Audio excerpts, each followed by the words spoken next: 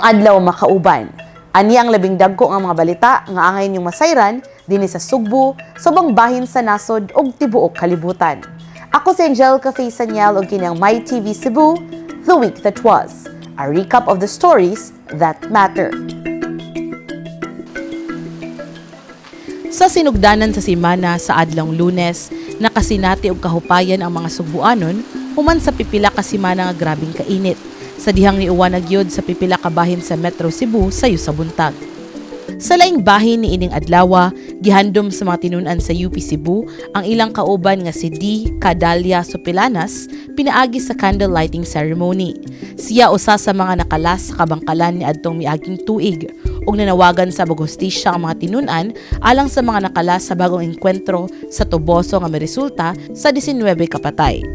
Samtang gipakita sa dakbayan sa Sugbo ang paspas nga pagresponde sa emerhensiya, pinaagi sa usa ka dry run sa hotline system, diin gitubag sa kapulisan ang usa ka simulation alarm sulod sa pipila ka minuto. Kini gisundan sa panawagan sa lokal nga gobyerno sa paggamit sa hotline, ilabi na human sa usa ka insidente sa tuli sa jeep, din usa ka estudyante ang nasamdan tungod sa pagsukol sa suspect nga karon naa na sa kustodiya sa kapulisan.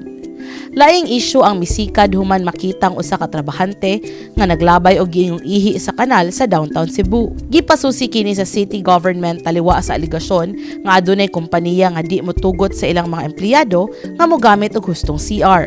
Sa Martes, mipadayag ang Cebu Chamber of Commerce and Industry sa epekto sa taas nga presyo sa lana sa MSMEs nga giingong hapit na manirado tungod sa krisis sa negosyo.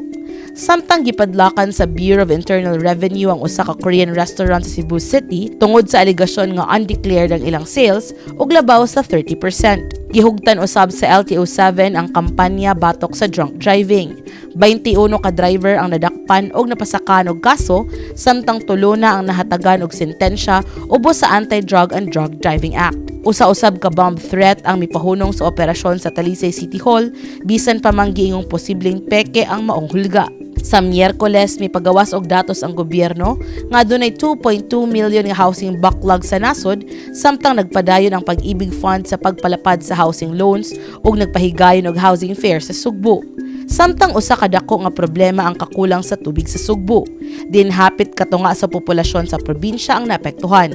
Ang demand sa tubig layo ra sa supply nga ikahatag sa kasamtang bulk water systems sa probinsya.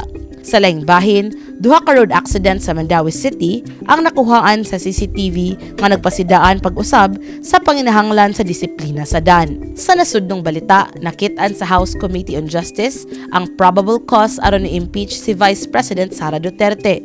Samtang nagpadayon ng hearings, bisan pa sa iyang kanunay nga no-show. Gipresentar usab ang usa ka video atol sa hearing nga giingong adunay hulga batok sa ubang lider nga gikumpirmar sa NBI nga tinuod ug wala giusab.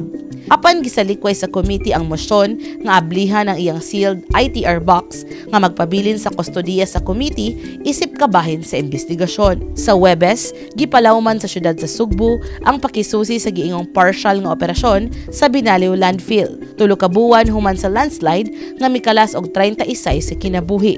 Usa ka laka nga nakapabalaka tungod sa kakulang sa transparency sa safety assessment.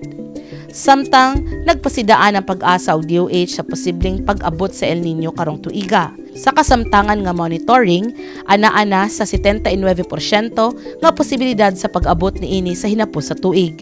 Magdala og mas taas nga temperatura ug mas dagang heat-related illnesses. Usa ka motorcycle driver ang nakalas ug usa ang naangol human nabanggaan sa usa ka ambulansya sa Langtad, Argao. Gikataho nga nawad-an og kontrol ang driver sa ambulansya human nadakin-as ang ligid niini. Naabot kini sa pikas lane ug mibangga sa motorsiklo.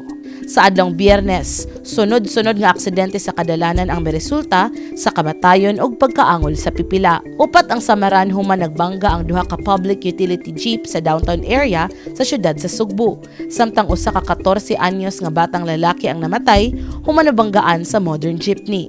Atol sab niining adlaw kun kanusa gitimaan ang Labor Day, gipasiugdahan sa mga progresibong grupo ang panginahanglan sa aumento sa suhulan ug benepisyo pinaagi sa pagmarcha ug pagpahigayon og programa sa kadalanan sa syudad. Mao kadto ang labing dagko nga istorya nga angay ninyong masayran. Ako si Angelica Faisanyal ug kini ang My TV Cebu, The Week That Was. Bye!